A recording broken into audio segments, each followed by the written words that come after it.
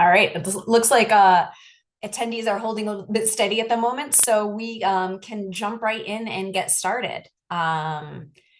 Thanks so much for being here. My name's Alexis Smith. I am a principal housing planner at MAPC, the Metropolitan Area Planning Council, which is the regional planning agency for Greater Boston. And we're gonna just jump right in and get started. So the classic notification of meeting being recorded, I'll give you a minute to read this, but I think y'all have probably seen this before.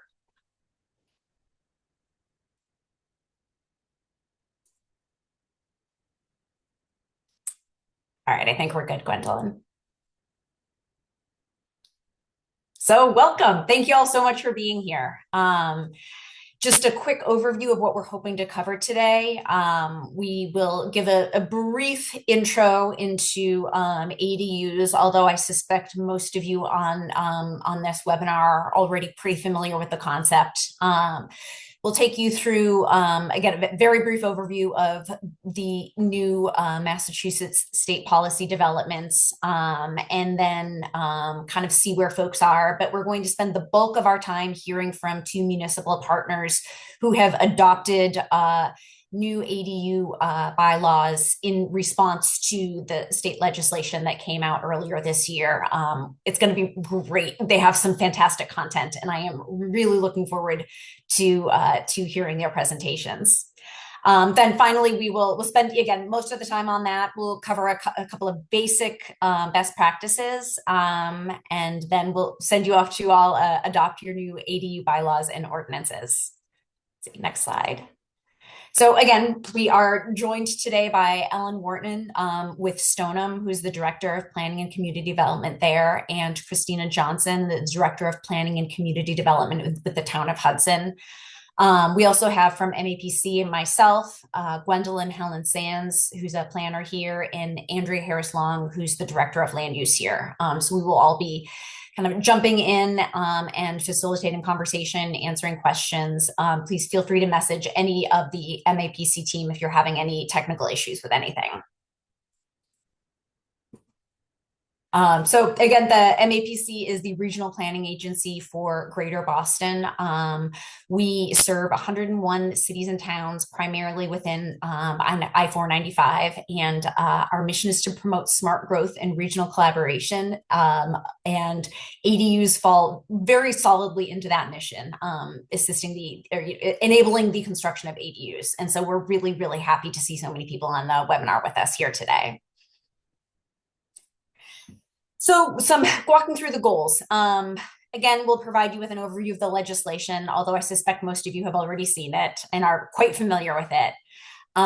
Explain what it means, and again, spend most of our time looking at municipal bylaws and the processes for that two of our fellow town planners have taken to amend their ADU bylaws. Just a quick note, this is the main goal of today's webinar is to assist planning practitioners who will be responsible for implementing local ADU policies. We're not here to answer technical questions about the legislation. We're really here to help you all understand what you can do to adopt ADU bylaws at the local level that are responsive to the new state legislation and respond to it. Next slide, please. So quick overview of ADUs in Massachusetts. Again, y'all have seen this. The legislation that was signed into law in August does a couple of things. It defines an ADU. It provides a state level definition of an ADU, which primarily consists of the ADU needs to have a separate entrance from the primary dwelling. It stipulates that the ADU can be attached or detached. So the legislation covers both attached and detached ADUs. And it sets the size of ADUs as at a maximum of either 900 square feet or half of the area of the primary dwelling unit, whichever is smaller. So keep that state level definition in mind. Some folks have local definitions that may or may not align with that. And then the legislation itself, beyond the definition, makes ADUs legal by right in single family districts across the state, with a couple of key pieces. It stipulates that you cannot require owner occupancy. It sets maximum parking requirements. And just a reminder, since we've gotten this question a lot, all other codes and regulations still do apply to ADUs. Title V, fire and safety, all of that. And our panelists will be getting into that in a little bit more detail, but just to set the baseline. And in an exciting breaking news, we rarely have breaking news in the planning world, but we do today. On Friday afternoon, HLC released draft regulations that will help municipalities understand what is being asked of them as they are implementing this their ADU policies. The regulations are out. You can view them on the website. The comment period will open shortly. And I actually don't remember when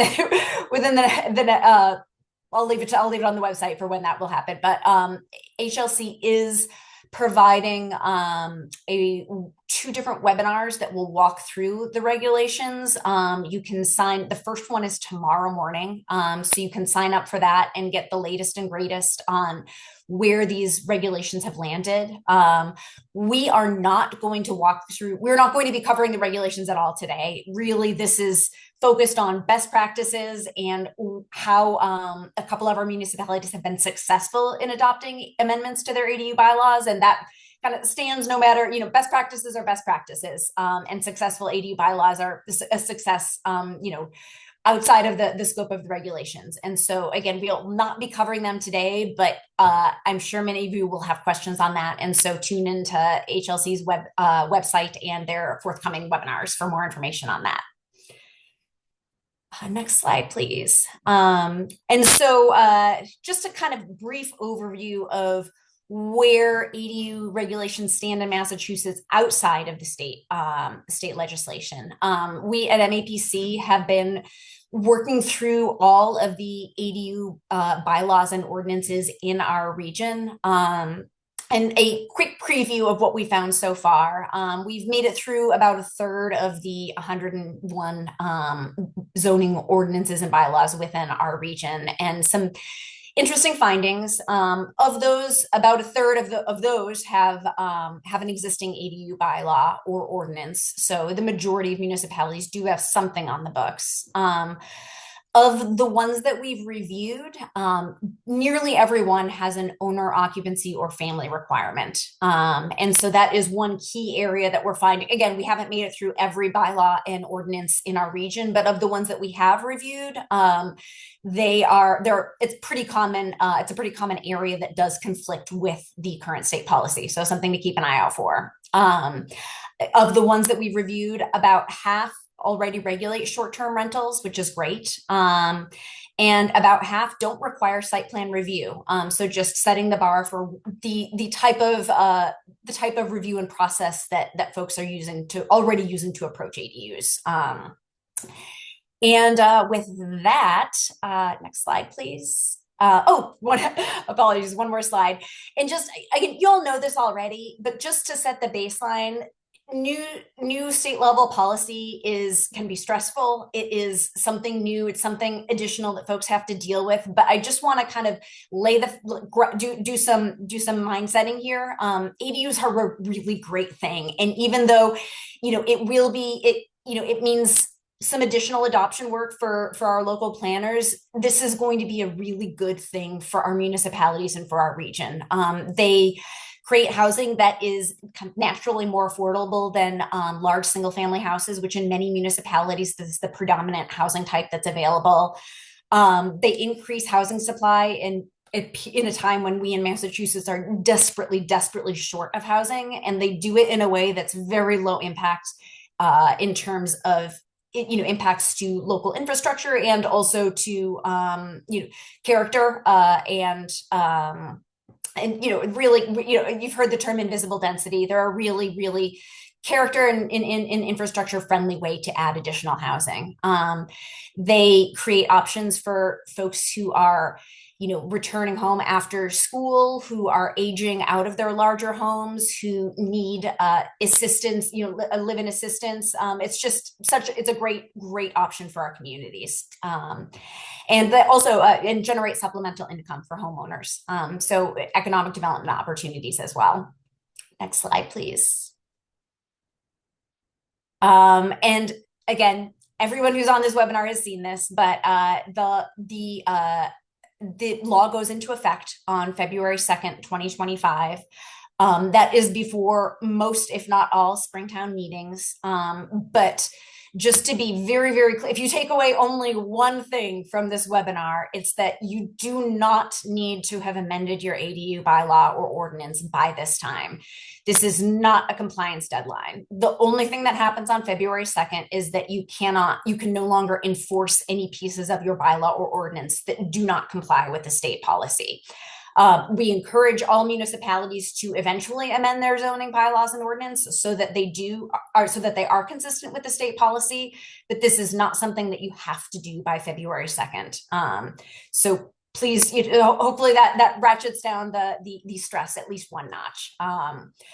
And so for, all of the guidance that we'll be giving today is things that you can consider for Springtown meeting or afterwards for when you are prepared to amend your bylaws, but this does not have to happen by February 2nd.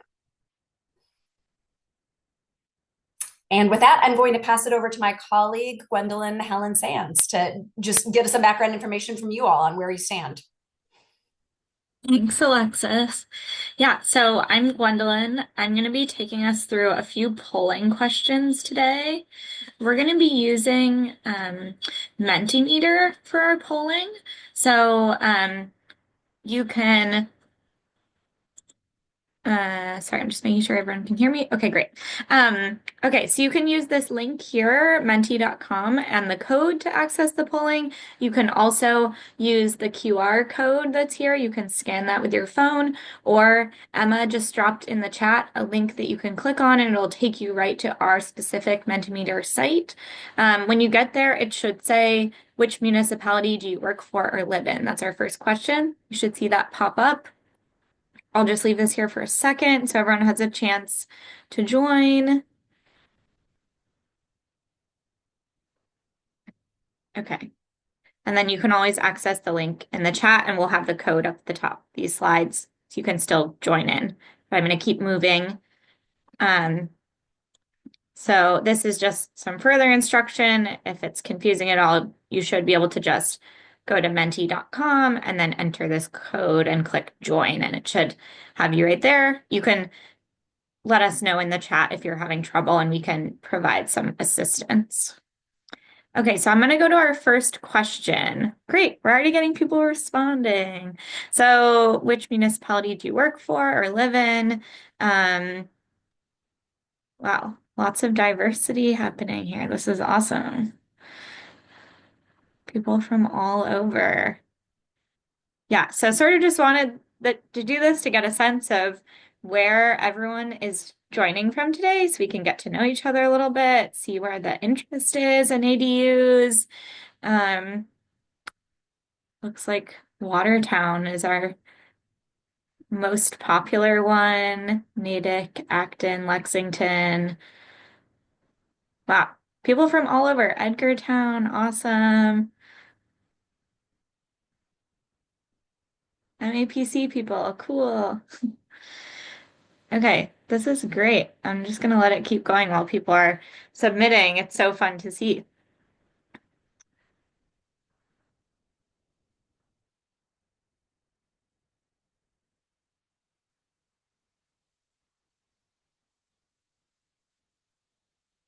Cool. Oh, maybe slowing down a little bit, but still going. Looks like we got a lot of Cambridge too. Southborough, North Reading. Okay, amazing. Looks like we're hitting stability here. This is great. Thank you all for participating. Okay, we're going to go to the next question. Now we're moving again. Lots of Wellesley. Awesome. Cool. Okay, I'm going to go to the next one. Great. Exciting. Thank you all for being here. Okay, so it should, you might need to hit refresh on your page, but oh, once I press start, it should bring you to the next question. And we want to know what your role is in the town. If you're a planner, other municipal staff, developer, contractor, board or commission member, state employee, resident, or other. Yeah. Just wanted to see what the breadth of people are that we have here. And sort of this helps us understand together who all is interested in this idea of ADUs, who's working on ADUs, um, who really has a stake in this and all that's going on. Looks like we got a lot of planners. Cool.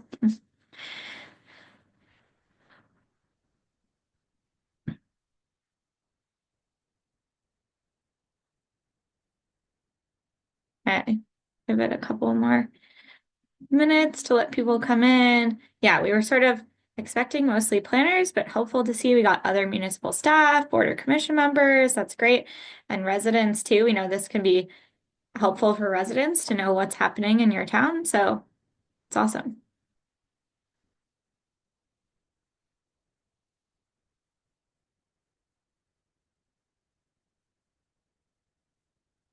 Okay. We're slowing down a little bit. Cool. All right, I'm going to move to the next one. So the next two questions are more about process, where you are at with your ADU bylaw. So I'm going to start this one, should change your question. But yeah, we're just wondering if the municipality that you work for or live in, if you know, if they have an ADU bylaw currently. So it doesn't have to be an updated compliant one, just an existing one. Um,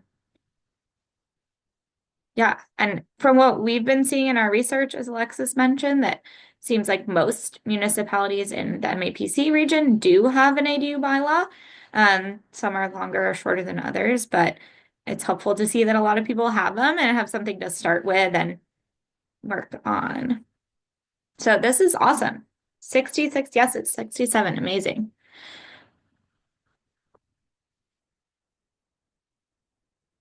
Give it another minute. Wow, so big majority here, it looks like.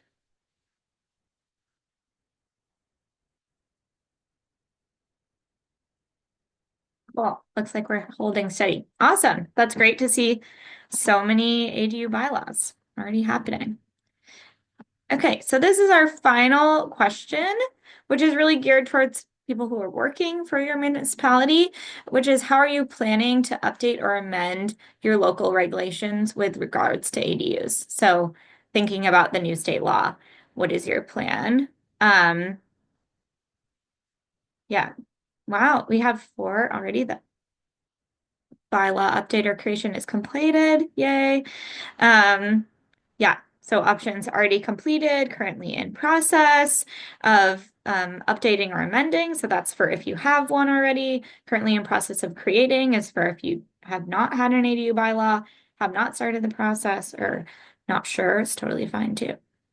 But this is great to see that a lot of people are currently in process.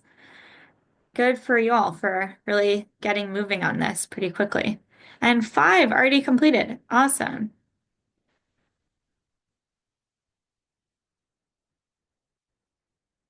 Give it another second.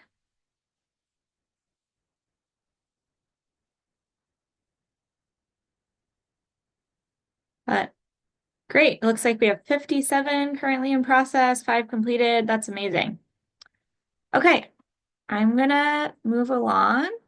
And I'm gonna hand it over to Erin, who's gonna walk us through Stoneham and how they updated their bylaw. All right. Thank you, Gwendolyn, and thank you, MAPC, for asking me to be involved with this presentation. We had a lot of fun last week going through it and doing some pre-meetings, and I'm really excited to kind of share what Stoneham did here with ADUs. Next slide, please. I just want to kind of give an overview of Stoneham, just because, I know Stoneham. You might not, you should get to know it. It's a fabulous community. We have 24,000 residents and about 6.2 square miles Something I think that's unique or special about the town is 36.5 of our land is permanently protected conservation land. So really we have a little less than 4 square miles of developable area and there's 24,000 people who live in it. We are located only 8 miles from downtown Boston, which could be 15 minutes or it could be 2 hours, depending on the time of the day, but that's okay. Residents self-identify this as a small town. I think that's really important. We don't want to ever, minimize or invalidate a resident's perception of their community. I'm sure other small communities, maybe on this webinar or throughout the state, might think you have 24,000 people. That's bigger than some cities.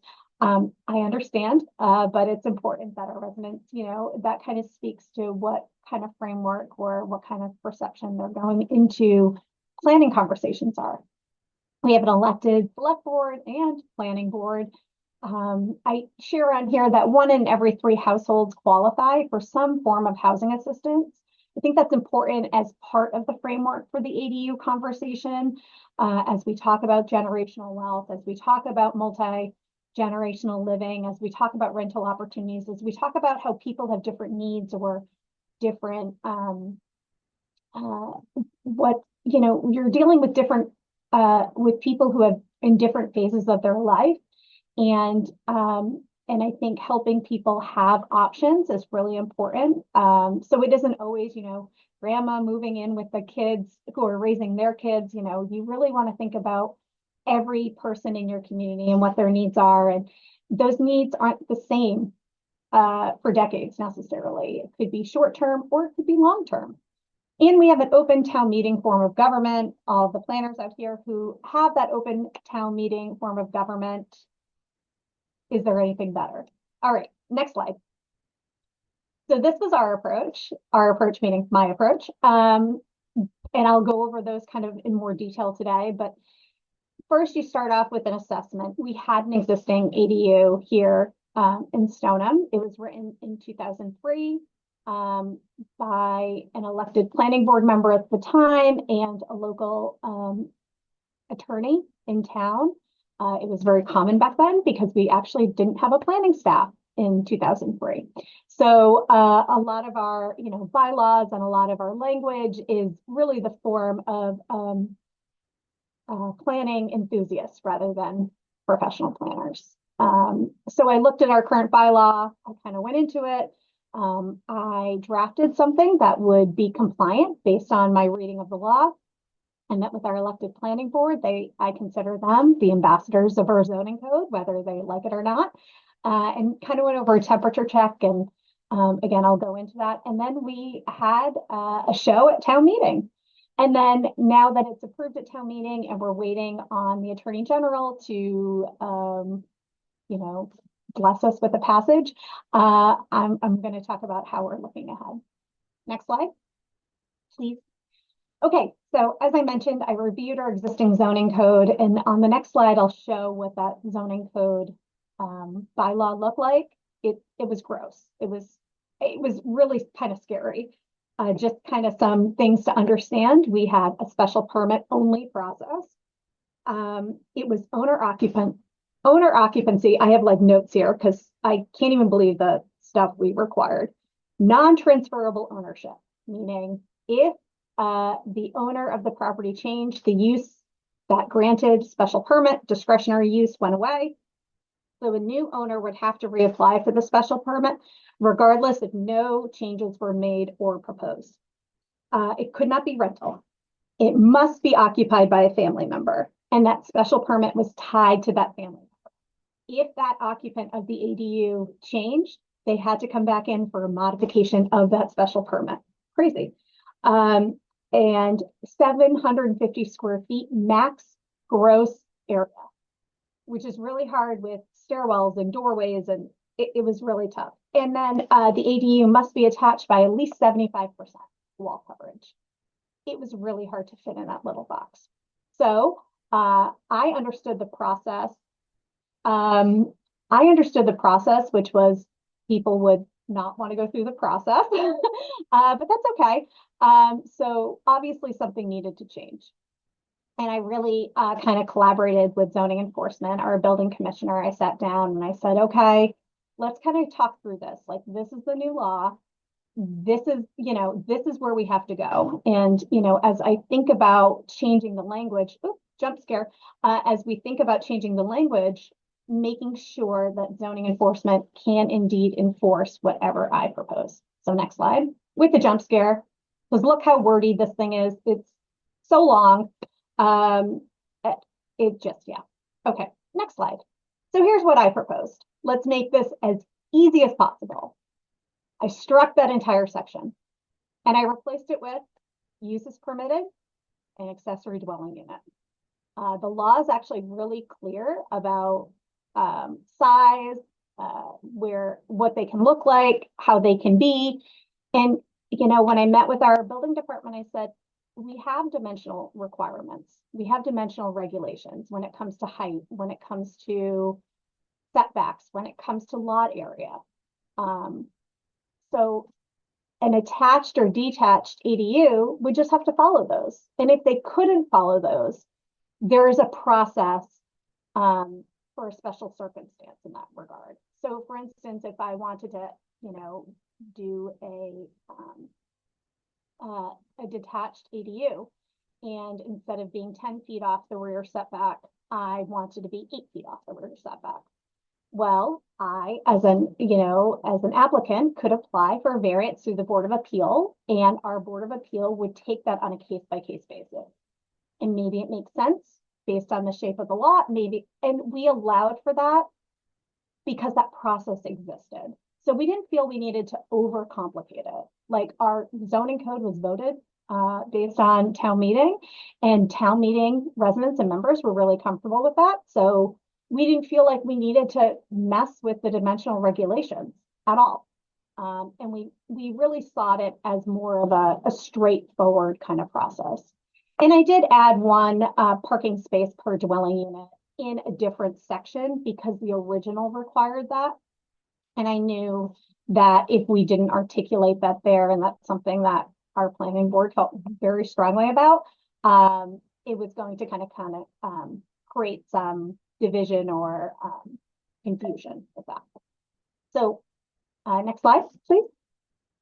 So really, once I drafted that, it took all of 10 minutes, right, to delete everything and just say like unallowable use, right, in that district.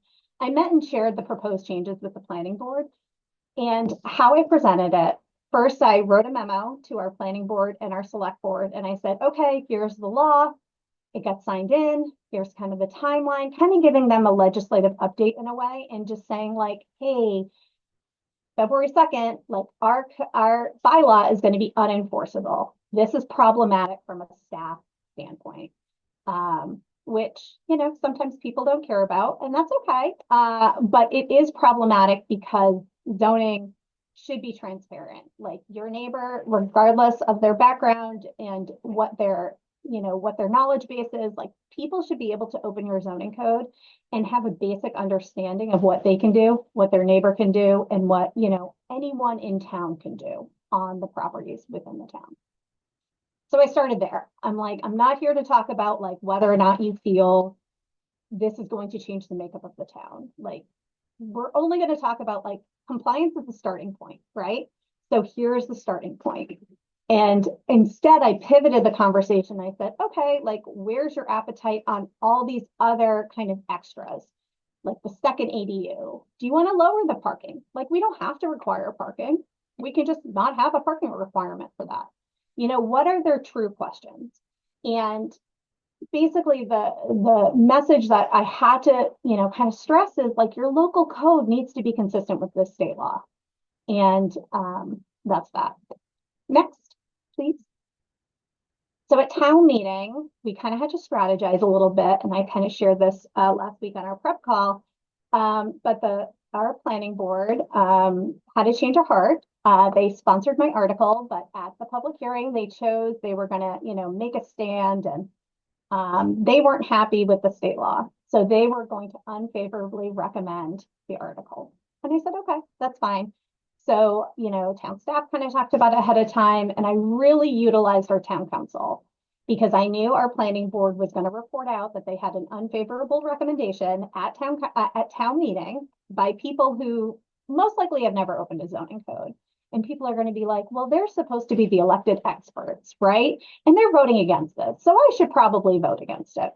So instead, we kind of strategized and we said, town council, you are our legal expert for the town. So once everyone, the planning board and our finance advisory board or select board gave the reports on whether or not they recommended that article or not, we had our town council go up and just say, hey, like, this is the law.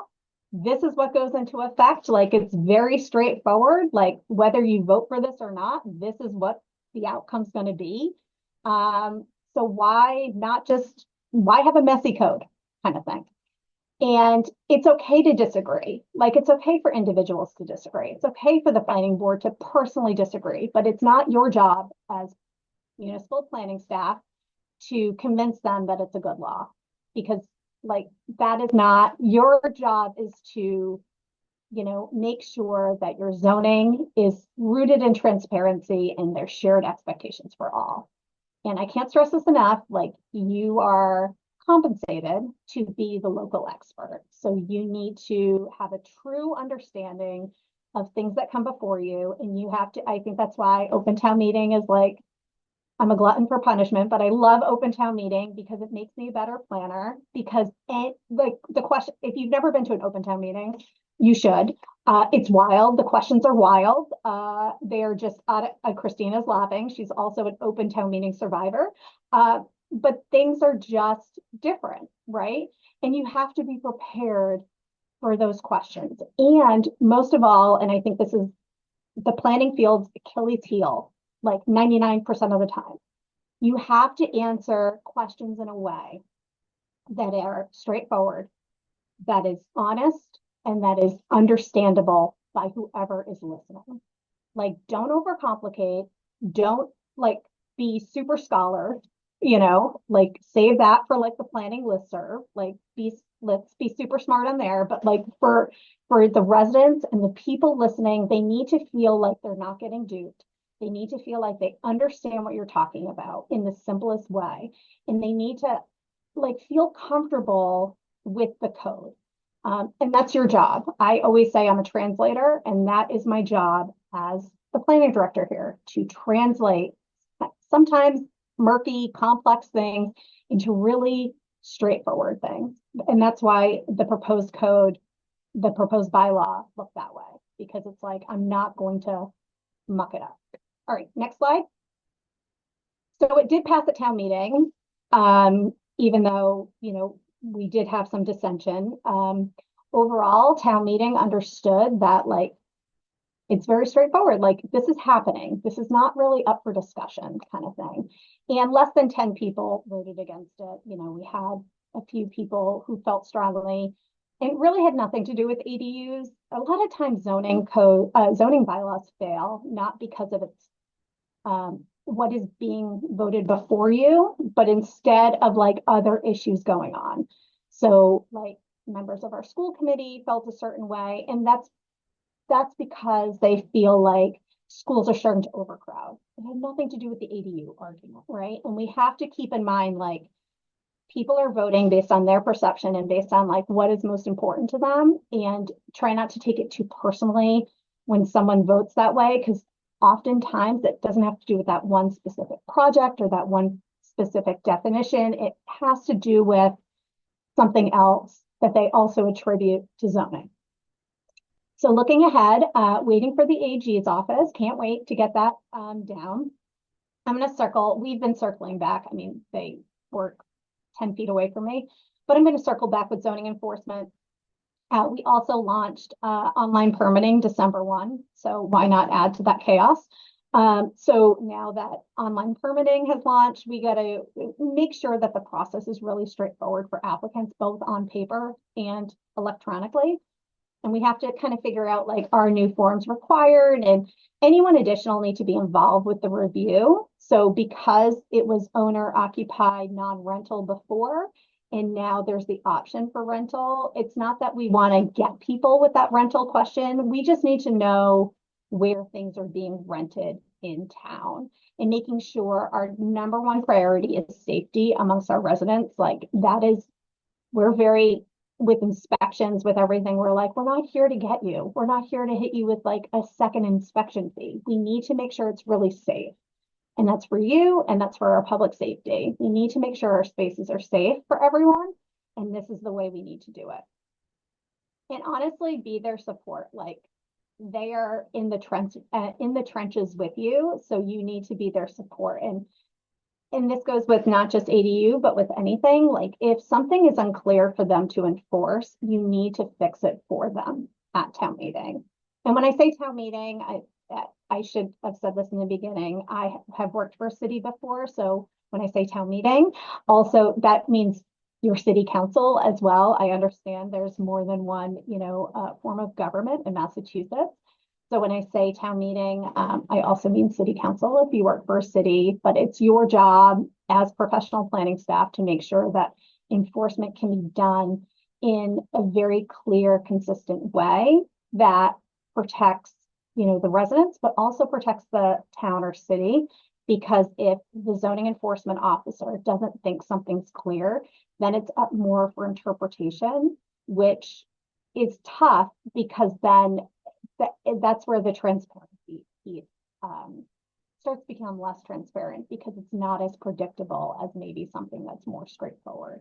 So continue to be their support and keep that conversation going to say like, I'm here for you. So if like if you're having trouble enforcing something in zoning, let me know. And, maybe I can help clear it up. And that's it for Stoneham for now. Hi, thank you, Erin. That was great. And thank you to MAPC for inviting us both open town meeting survivors to come present our adventures with updating our zoning bylaws to comply with the new ADU requirements in state statute. So next slide, please. So hello from Hudson, for those that may not be familiar with Hudson. So we're approximately 20,000 residents strong. We're about 45 minutes northwest of Boston. We're pretty close to Worcester. We have a crazy geometry. We're like a weird scalene triangle. And we have a lot of municipal borders that we share with Stowe, Sudbury, Bolton, Berlin, and Marlborough. So we're ensconced in a very unique position within the Metro West region. We also have open town meeting. We also have an elected planning board and select board. Some fun facts about Hudson that I actually didn't know when I started working here. We have a significant population from Portugal, particularly the Azores. In fact, there is a Hudson Island in the Azores where many folks here in the town have descended from and actually still have family connections and ties. So that's really, really cool. Eventually, I'm going to go to the Hudson Island in my overseas travel adventures. We are the home of Governor and Ambassador Paul Cellucci. Many of you know who that individual is. And for those that may be of a certain age, like my generation, Generation X, you may remember the rock band Extreme. Well, one of the lead singers and guitarists from that band, Nuno Betancourt, is from here and still has a lot of ties to the town. And if you are in my age bracket, you may have slow danced to one of their #1 hits back in the 90s. So that's kind of the big claim to fame for the town. And of course, on the planning front, we were the winner of the 2021 Best Main Street in America Award.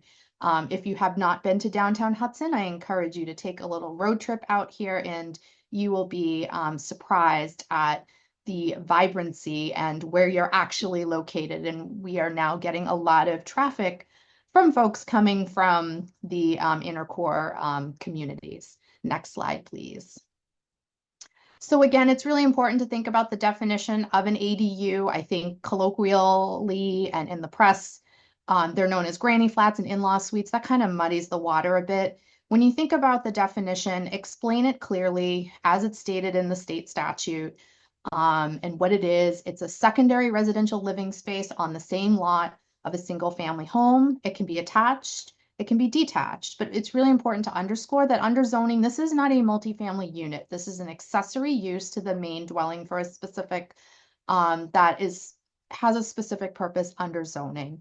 Your building, the state building code regulates it as multifamily for code compliance issues, but for zoning, this is an accessory use under, that's subordinate to the main dwelling. So again, it could be within the existing primary residence. It could be detached. In Hudson, we did have a benefit of having an existing bylaw. And I have seen all kinds of creative detached structures, barns, garages be repurposed for an ADU. Again, ADUs are not considered multifamily. This is not a statement on multifamily, but that helps kind of alleviate the concerns that neighborhoods are turning into multifamily zoning districts versus single family zoning districts. Make sure that when you're thinking about a bylaw update that the definition matches exactly what's in the state statute, word for word, copy paste, because the last thing you want to be doing is dealing with the definition issues. How I started this, again, I had the benefit of having an existing, next slide, please. An existing bylaw on the books in 2000 since 2007. One of my predecessors, an individual who you probably know very well, very near and dear to the hearts of those at MAPC. That's Michelle Socolo, former president of MAPC, but she also was the community development director for many years here in Hudson. She's now a state representative. She was instrumental in putting forward our existing bylaw. So we were on the forefront just as Stoneham was with having a bylaw. We weren't quite as complicated, which is a good thing because I hate complicated zoning as a planner.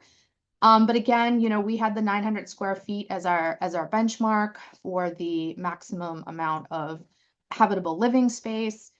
Again, we had a discretionary permit process. Our ZBA does 98% of the SVGA work in Hudson. That's just how it is. I know that's not the same in other communities. Again, requiring 2 off-street parking. We had the owner occupancy requirements. We required, a separate entrance to be located on the side or the rear. There was this fear that we could be destroying the look and feel of a single family neighborhood. So we had that performance standard in place. We also regulated the number of people in the ADU, which is something we can no longer do under statute. I've been working with this bylaw since 2016, and 24 ADUs have been permitted by the Zoning Board of Appeals. And generally speaking, this bylaw has given the Zoning Board of Appeals and the Building Commissioner the least amount of issues. And I know there's a question in the chat, well, what about all the illegal ADUs? It's not really a good premise to start off this conversation with. I think from a building commissioner standpoint and building a zoning compliance, that's where you start from. Go through the process to legitimize. There's been a couple of issues where we have required, a property owner to go through the process, get a special permit, legitimize the ADU, make the upgrades safety and compliance, not fining and punitive, and being punitive, but thinking about safety and compliance as the standpoint. And in my editorial comment here is that there's not a marketplace of illegal ADUs, and folks are going to have illegal housing units, notwithstanding what is stated word for word in your zoning. So again, starting this update with a conversation with both your building commissioner. Your building commissioner is not only your zoning enforcement officer, but now they're going to be responsible for administering the accessory dwelling units. Sit with you as a planning director or any town planner. You should have a very collaborative working relationship with your building commissioner. They have a different mindset, a different approach, but that's okay. Sit with them. Our building commissioner was like, yeah, this is great. This is the way it should have been, which that was a nice point of view to start from. And also, work with your municipal council. None of what I'm telling you today constitutes legal advice. And it is also, now we have the benefit of having the newly issued regulations from HLC will provide some further guidance for all of you moving forward. So next slide, please. So how I approached this, to be honest with you, when I read the legislation, was pretty clear. Legislation really tells you what you can and can't do. It's pretty simple. I mean, don't overcomplicate it. Don't think about every possible zoning scenario that could happen. Look at the legislation, and if you have an existing bylaw, look at what you already have. So that's kind of what I did. And that was my approach. And after meeting with our town administrator, the building commissioner, and our municipal council, we decided, let's go forward. This is about compliance. Again, just as Erin had stated, starting with the idea of complying. That was where we started. That's the goal. That's the end point. And um, that's essentially how we approached it. I did not do any public process aside from giving a presentation to the select board when they signed the warrant, a presentation prior to that to the planning board, and their perspective was, well, this is statute. Our opinions actually, we can have all the personal opinions we want, but essentially, this is going to take effect with or without town meeting. We might as well help out the building department. So that was kind of the place they came from, and they voted to sponsor the article. So again, this was kind of the matrix that I had presented, both to the select board and the planning board, you know, what we can do, site plan review. And I'm going to be honest with you, municipal planners, you don't need site plan review. I can't imagine that site plan review would ever be triggered unless you're going above and beyond 900 square feet. I don't think it's necessary. It's unnecessary process. Compliance with Title V, any other Board of Health regulations, your fire code, you know, building code, all those stay in place. Nothing changes. It's just a building permit. And if you think about it, you have seen building permits for additions to houses that are far greater in square footage than will ever be constructed by an ADU. And I have seen them, and I've seen some obnoxious ones too. You know, people wanting to house their collection of cars. Those are allowed by right. To me, what's the difference? That was kind of the practical approach here. You still have to comply with the existing dimensional standards in the zoning. And what we decided to do, because you are allowed to do this under statute, is impose a prohibition on the use of ADUs for short-term rentals. I think there's a clear legislative intent, if you read into the legislation, is that this is really about creating housing. This is about creating stable neighborhoods. And this is also providing an opportunity for families to maybe accumulate some generational wealth, because as we know in this country, we generate wealth through real estate. And this is just another tool in the toolbox. And that raises the values of everybody's houses. When you have an ADU, your property values go up, and so do your neighbors. But now we can't require certain things. We can't require a discretionary process. It's just a building permit. You can no longer require owner occupancy of the ADU, principal single ADU. You can only require more than one parking space. You can't regulate the number of people and who's living in the ADU. Some bylaws say it has to be a home health aide or whatever.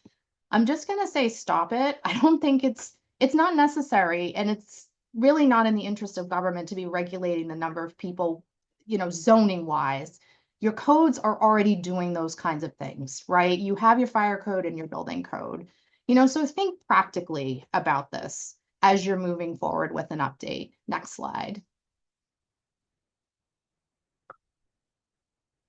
So this is the definition of short-term rentals. We pulled the definition right out of statute. So it's MGL 64G section 1, copy, paste, done and done. And that was actually a big selling point, you know, for moving ahead with providing a framework. Next slide, please.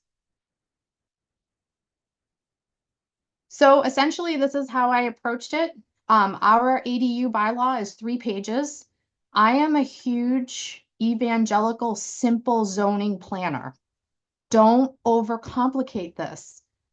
I love to read the scenarios that play out on the Massachusetts planners listserv.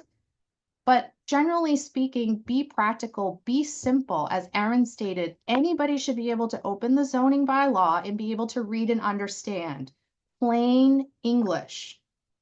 I know it's hard because a lot of times you have 40A is very difficult because it's written in legalese. Your zoning code doesn't have to be written that way. So essentially all I did was redline what we couldn't do and added in the language so that we were in compliance. This was done again with the building commissioner and with the municipal council. This was all reviewed with municipal councils. And for all the planning directors on the call, your municipal council should already be more than aware of the new statutory requirements for ADU. I know the Mass Municipal Lawyers Associations have had several presentations on this. This is not new information. So they should be familiar with the new requirements. So you can keep flipping. This is just, our bylaw. And again, I think I have the benefit here in Hudson where I do all the heavy lifting at open town meeting for zoning. Our planning board tends to take sort of the back seat. They do their statutory duty under 40A Section 5, and they do issue a report. It's hard for them. They're not necessarily, they don't want to stick their necks out there. I can understand why. However, that gives me the benefit of being able to really speak to town meeting and, as Erin said, to be the staff disciplinary expert. And over the past, my 10 years of being here, I hope that I've engendered a lot of trust with the town. I speak clearly. I speak in plain English. Try not to roll your eyes when you do get the ridiculous questions. You will get a question, well, is this going to be, you're putting in this ADU bylaw so we can house migrants. You will get that question. Calm, cool, collected, your stuff. Present things clearly to people so that they understand. This passed without, there may have been a couple of dissenters. And also remember that you only need a simple majority to get this passed at town meeting because it falls into the category under 40A of zoning amendments that only require a simple majority. And I just see a question, what triggers site plan review for an ADU? We don't have a specific trigger for ADUs. If for whatever reason an ADU would trigger our site plan review thresholds, then it would go through site plan review. None of the 24 ADUs that I have mentioned triggered site plan review, and I would say it probably wouldn't in your case. However, all other existing regulations, wetlands protection, if you have a wetlands bylaw, all of those still are in play. But everything else is non-discretionary by right and through the building department. So with that, I will pause, and I suspect we're going to have a lot of questions. So thank you.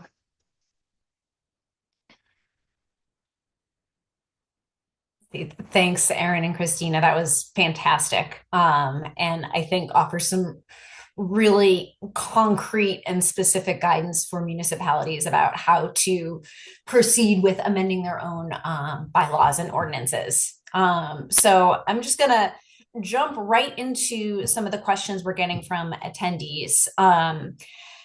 The first one is about size. I think just take a step back as a general overview. Some of the questions coming in already are specifically about what is and is not permitted under the state statute. We are not going to get into that.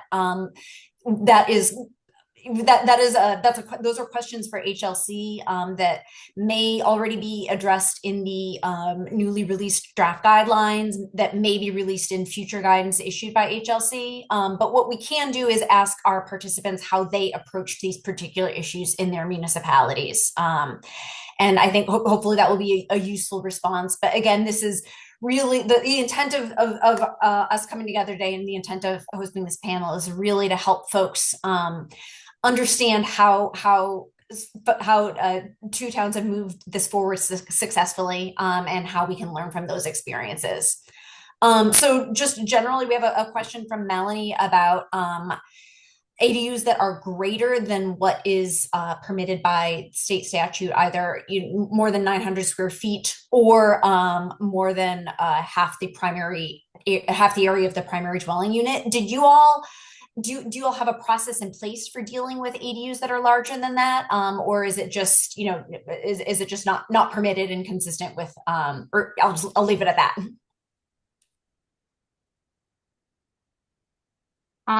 We just followed statute. The other thing to remember in statute is that you do have to allow multiple ADUs on a lot, but you can require a special permit for that as well. But we did not tackle anything greater than 900 square feet. You could probably do that. I would check with your municipal council. You could probably attach a discretionary process to that. But anything that is 900 square feet, anything less than the 900 square feet or less than what's in the new statute is a by right use. And so, and in Hudson, and again, just to be clear, we're just talking about the approach that Christina took, not necessarily, what ultimately is permitted or not permitted at a state level. But Christina, if someone wanted a 1,000 square foot ADU, would that be a variance, or is it just flat out not permitted in Hudson? I guess we never thought about it that way, because in Hudson, we've never gotten anything that big. And your dimensional standards are going to control that anyway. Yeah, I think I would say in Stoneham, because previously it was 750 gross square feet, people are super excited about the 900. And I think that people are really, excuse me, really jazzed about that. No one has asked me about over 900 square feet. I would imagine if someone wants to have a circumstance where it's over 900 square feet, it would be a variance, because it would be a kind of pivot from our existing regulations. But our lot size in Stoneham are not huge. And also you have to remember that you can't have an accessory dwelling unit as like more than 50% of the total square footage of what's being occupied on that parcel. So, if you have a 2,000 square foot house, let's just say, and you want to do an 1,100 square foot ADU, or whatever, not 1,100, 1,500 square foot ADU, or another 2,000, we're into like the two family kind of territory there. And I would say that with, if your single resident lots are not large, which from a smart growth perspective, like you shouldn't have 1 acre single family lot zoning, which I get a lot of communities, including the one I live in. We have 1 acre single family home lots. Here it's 10 and 12,000 square feet. So we're not really looking at, if there's an existing house on the lot, there's not like a lot of space for that. However, like if it's within the existing, building, again, one is primary and one is secondary. So just to kind of think about that.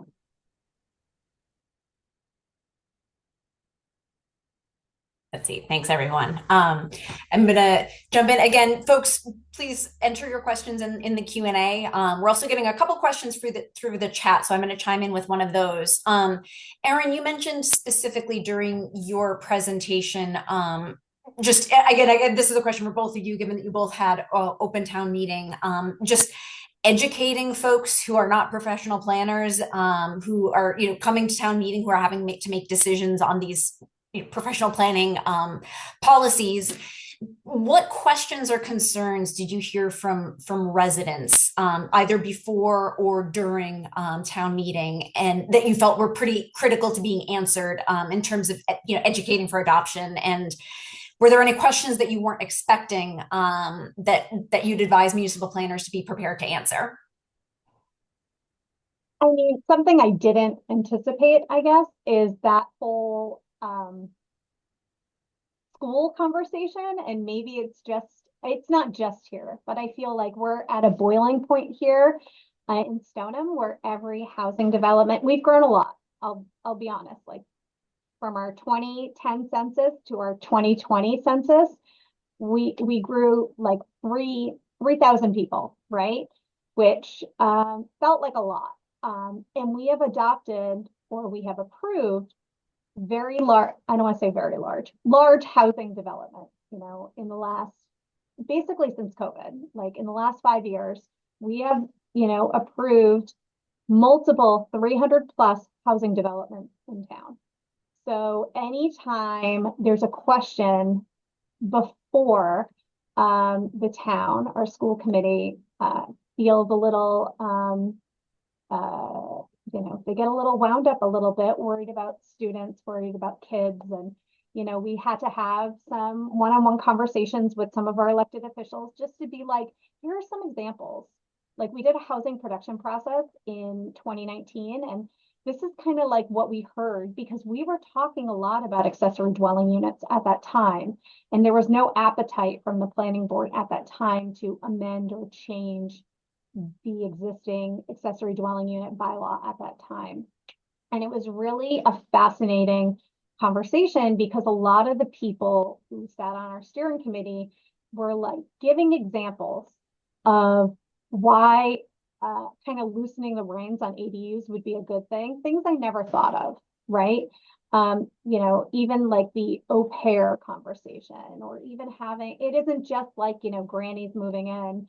It isn't just like, oh, my newlywed children need a place to stay. We really talked about different scenarios, and we really talked about like the makeup of single family housing and whether or not, like, how do you feel about, the government regulating how many people should be in a home? How do you feel about that? Like, what does that look like? Like, how do you, like, don't you feel a little, I don't want to say funny, but what does that give you pause? Okay, well, if, an ADU is within an existing dwelling, like, what's the problem? Or even if it's detached, or even if it's like, what is the root of these problems? And we really tried to be straightforward about that and honest about that. And I think that for a town that we say votes purple, in a lot of ways, they take exception to different kinds of housing growth. In some cases, I think it was very much like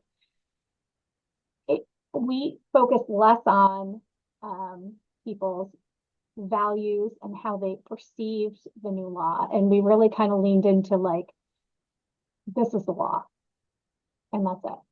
And we need to just have our local zoning code reflect the law.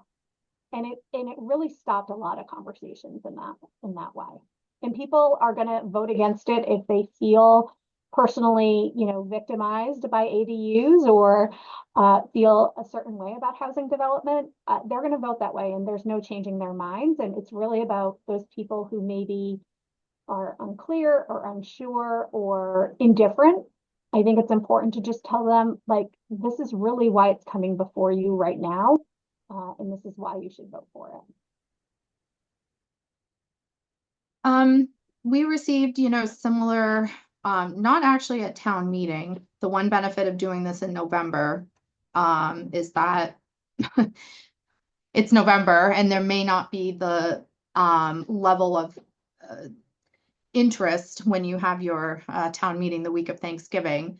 But some of the comments that we did hear at the statutory public hearing and also questions at the select board was about you're turning single family neighborhoods into multifamily neighborhoods, that sentiment. There was a little bit of discussion about, well, so 25 people can live in an ADU now, which is totally, that's the slippery slope argument that doesn't, it's not valid because we already have existing codes in place. And yes, there are probably building code standards that are different for ADUs. Like I said, ADUs are regulated under zoning as an accessory structure. Under building code, they're regulated as multifamily and may have different requirements. I don't know what those requirements are. That's why you have your building department. They will build that into the process of requiring a building permit. And also, the way we approached this was, it was very important for us to provide the building department with a framework to be able to administer and regulate and enforce the new ADU requirements and to set them up for success. And also the benefit of the laws taking effect with or without us and we should make our best attempt to try to comply. We can always go back and add in. Yep, there's lots of questions about what does unreasonable mean and the issue of nonconformities and all those kinds of things. But we just went into it with, we never really had this issue before. The law was pretty simple. HLC was going to be issuing regulations, which they have.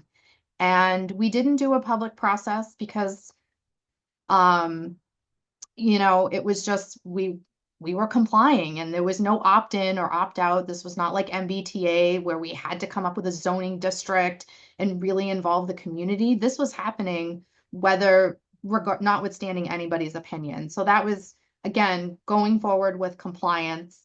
All of the meetings that I presented at were all, the links to the recordings were all put on social media. We had no debate at town meeting. The only debate we had was an individual wanted to amend the draft bylaw on the floor to actually allow for short-term rentals. That was the only debate we had on the town meeting floor, was whether or not to adopt that amendment, which unanimously town meeting said, no, thank you. We do want to put a prohibition on the short-term rental. So again, just trying to be practical, not to over process something that is going to happen anyway. And I think really what you need to do is engage your building commissioner, engage your planning board, and start with your municipal council. We got some guidance from our municipal council that may not comport with the regulations, but we'll work it out. It's not the end of the world.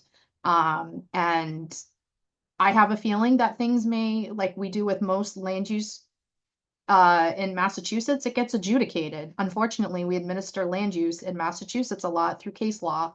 And it wouldn't surprise me if that happens in this case. So that's kind of what we heard from the community is multifamily, we're creating more multifamily zoning districts. I was waiting for the comments. We've had these comments in the past about migrants and derogatory comments about the governor. I was prepared for those comments along with the moderator. They never materialized, which is a wonderful thing. So thankfully the Facebook warriors stayed home, and the reasonable minds prevailed at town meeting. Thanks. We've got a question from Michelle about building code requiring fire rated walls. I think just broadly, we can say that, all the building code requirements and other requirements, Title V, life safety, fire, all of those still stand and apply to ADUs. But I think that's an interesting starting point. Both Christine and Erin have mentioned early conversations with the building commissioner being pretty critical. Just to build on that question, is there anything that either of you heard in your conversations with the building inspector or building commissioner that changed what you put into the ADU or into the ADU ordinance bylaw or how you structured it? You shouldn't regulate building code and zoning anyway. That's a good starting point. Yeah, I would say that I think based on our conversations together, it made me think a lot more about like once implemented, how will this happen? Like to me, zoning bylaw, zoning code is like, that's the framework. And then like once approved, we have to think about like the process to make sure things are safe and regulated properly and enforced properly. So if anything, our conversation kind of helped me better have an understanding that yes, our code is very straightforward, but we also have to think about like the applicant's journey to achieving their permit as well. Thanks. And I'm going to jump around a little bit since we're on the subject of who in town to engage as you are crafting these bylaw amendments. There's a question from Coral about the involvement of health departments. and how they may or may not be involved in terms of approving an ADU where Title V is concerned. The question is specifically about a room count within the existing homes, but I think we can just broaden that to did you talk to the health departments if you did or Board of Health, I should say also. If you did, what did they say? What concerns did they have? How did you engage with them? Kind of early on in the process, we regulate the number of bedrooms. You're not putting in a 4-bedroom, ADU under the new statutory amendments. Again, they administer the Title V. So if a homeowner is moving forward with an accessory dwelling unit, it would be the same as if they were, approving an addition to the house with another bathroom. The same process would apply. So I don't think anything changes. Certainly, we made them aware of these new, this new amendment, so that way they're prepared when, building permit applications start coming in, but the process for them does not change in any way. Yeah, and for us, we actually have a very interesting setup with our Board of Health. We actually have a shared Board of Health staff with the city of Melrose and the town of Wakefield. So I imagine for the 3 of us, it'll be very similar for the 3 communities. But what we talked about was really more of, because right now, or previous to right now, our Board of Health did not sign off on building permits for ADUs, because they were always non-rental, they were within the building footprint, they were, all these sorts of things. So we just talked about how there'll probably be an additional signatory sign off moving forward. And we're still having those conversations, like, we don't want to call out rental versus non-rental.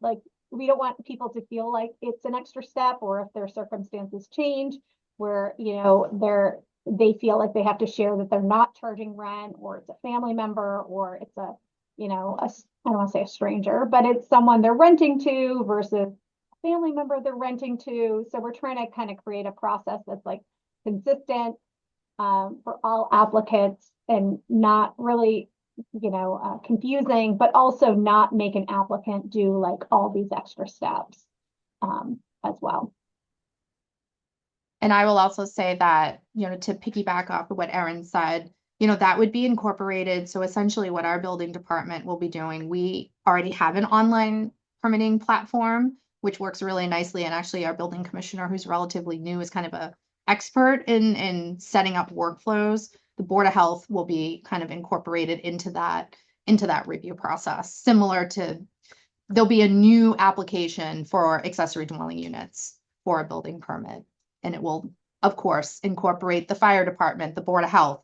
It just will not have a discretionary process anymore. So I am not involved anymore. But all the other regular departments who would be reviewing a building permit, DPW, they're all going to be involved in the review. Okay, thanks.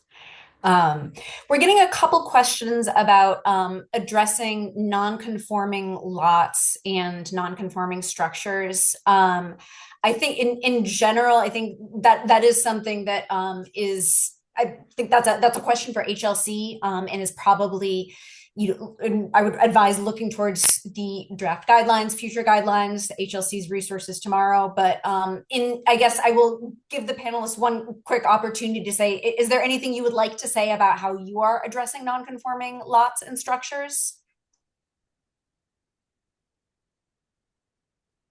I think from Hudson's perspective, through Section 6 of 40A.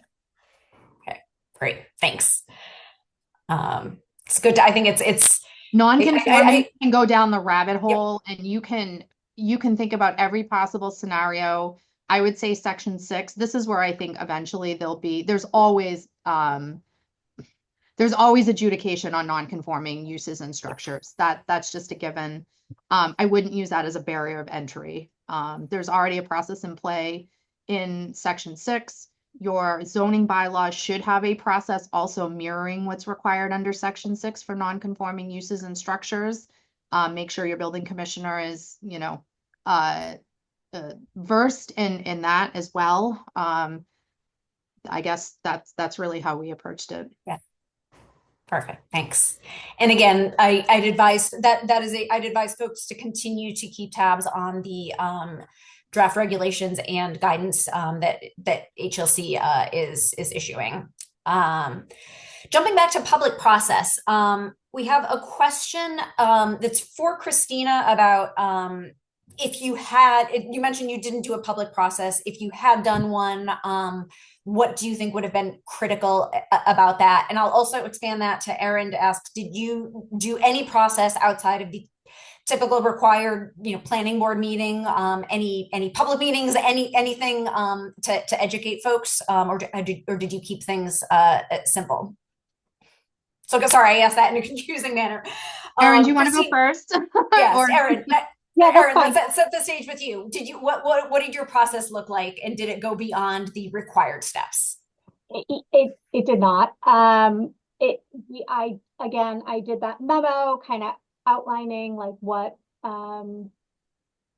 happened basically with the law and how that impacts. So I usually do that with anything. I did that with MBTA communities because we're an MBTA community, and it's kind of like, here's what's happening in the state. And then I go to, here's how it impacts Stoneham. And it's very much like currently, we have a discretionary special permit, and, this is kind of the changes. And I really, really highlight like local zoning would not be enforceable, like really like the punch list, right? And that's in the memo. And then I attached the proposed zoning article to that memo, and I sent it to the select board and planning board, as I mentioned, but I also sent it to, our department heads who would kind of interact with that. I didn't do a public process with that. I think that we are definitely going to circle back on, so again, compliance is the start line. We are actually, not to even, muck things up even more, we're actually in the middle of a recodification process of our zoning code. So, that was kind of also the intent, because people also, I think, had some feedback like, well, why don't you just update it when you update the zoning code? And I said, well, because it goes into effect February 2nd, like, let's not wait. And that's kind of the attitude I kind of take with a lot of things, like, let's not wait. Let's just get it done, and we can revisit the, other things that are happening. If we want to revisit, having a second ADU, maybe, what are we doing with that? Or if we're going to eliminate parking requirements, or different things that we can revisit, we can do that in the recodification process that we don't have to do now. But again, compliance is always a start line. And I did field a lot of questions, like calls in my office, mostly from real estate agents who are very excited about, clients buying a home with an option to add an ADU, or there may be an existing space for an ADU on their property, and kind of talking through those, okay, if it gets adopted at town meeting, when can they pull a building permit? Okay, like, what does that look like? And, if my clients get the house, like, kind of talking through those issues. And I think that was really helpful. And I do think that there will be a public process piece, and this sounds a little backwards, but we are going to do a public process piece in a lot of ways for those existing approved accessory dwelling units that have fallen under a previous special permit, and trying to figure out, can we do like a new form for them so then they fall under not their previous special permit and they're not tied to that, but instead have like almost like a fresh page in their file saying, they have a by right use. This falls within the regulations, and, it's just like, we'll do an inspection to make sure everything's safe, and then it's a quick sign off. So that's kind of what I think we're thinking of with regard to that. Thanks. Christina, anything to add on public process? Not really. I think for planners who are working in an open town meeting format and who have done extensive public outreach processes in the past for zoning and planning efforts, you probably realize that the average town meeting voter is walking in to town meeting looking at what's on the warrant for the first time. Make that assumption. We've all been there. I've done a number of zoning efforts that have gotten shot down at town meeting. And you will never be able to counteract what's on Facebook. That's a reality. Don't let that stop you. But a lot of times with zoning, people are coming in looking at the warrant for the first time with the idea of the government's taking away something from me, right? Even if you have done the kit and caboodle of planning processes, that still happens. But I think utilizing, Erin's approach is very good. This is about complying with state statute. This is about providing a framework for the municipal staff who are in charge of regulating and inspecting and enforcing, and going from there and using, the planning board process. Certainly, with Zoom, it's a lot easier to do webinars if that's something you wanted to do. A few things that I've done in the past with zoning is I actually record myself giving a presentation on Zoom and then just put the link out on Facebook. You can use your Access TV station to do an interview. If there's a local, we have the benefit of having a local newspaper that actually covers, many of our meetings, sharing those stories. So it prompts people to, call and ask questions. But generally speaking, we just decided with this that because it is a requirement of statute and there's no opt-in, opt-out, we focus more of our efforts on the internal process to make sure that we can effectively administer this as a municipality. Great, thanks. There's a question about the difference between ADU, in attached ADU and a two-family house. I'm going to refer folks to that question was already answered in the, if you can see a typed response to that in the answered section. It looks like we have time for we're going to squeeze one more question in here before we're scheduled to end, about dimensional relief for ADUs. Did either of you build in any specific dimensional relief from your relief from dimensional regulations in your broader zoning bylaws, or are there places where that's built in? We only allow dimensional relief for accessibility issues. That was in our previous bylaw, and we kept that in our current bylaw. And we allow dimensional relief in any circumstance. And applicants just need to make their case to our zoning board of appeals. The way you have to look at it is how we look at it, I guess, is like ADUs are the use, and then how it functions or how it looks is based on our dimensional requirements. But if you need, relief of that, just go to the Board of Appeals here in Stoneham. And we also, just one final comment on dimensional relief. We try to work with applicants, and our building department will be doing this now, but we do this currently with anybody who's seeking zoning relief, to try to think creatively about a design that keeps you out of the variance process. Because for those that do traffic in the variance process, it's a legal process, and there's some very strict findings that the Board of Appeals should be making. Our Board of Appeals here are very strict. They follow the letter of the law. Any attorneys on here would be so proud of them, the way they render their opinions. But there's a set of findings that they have to make, and actually it's a lot harder, in my opinion, than a special permit. And so we try to counsel people to think about what they're doing before they start filing, so that they're not in that position ever, with trying to go get a variance from the Board of Appeals. Thanks. So it sounds like in both cases, it's not a process specific to ADUs, but it's just consistent with your broader bylaw. Right. All right. Well, there's still some questions that we didn't have time to answer. I apologize for that, but thanks everyone for the great questions. I would encourage folks to sign on. There were some questions that are very technical and specific to the regulations, the HLC's draft regulations. I would encourage you to sign on to HLC's website. Sign up for the webinar that they have tomorrow, and perhaps pose those questions at that point in time. Please feel free to reach out to any of us following this webinar, and we will answer questions if we are able to. I will also say that there's a lot of resources out there with regards to just ADUs generally, not necessarily in Massachusetts specifically, but please take a look at those just in terms of thinking about best practices. There's a lot of thought that's been put into this at a national level, and we can benefit from that.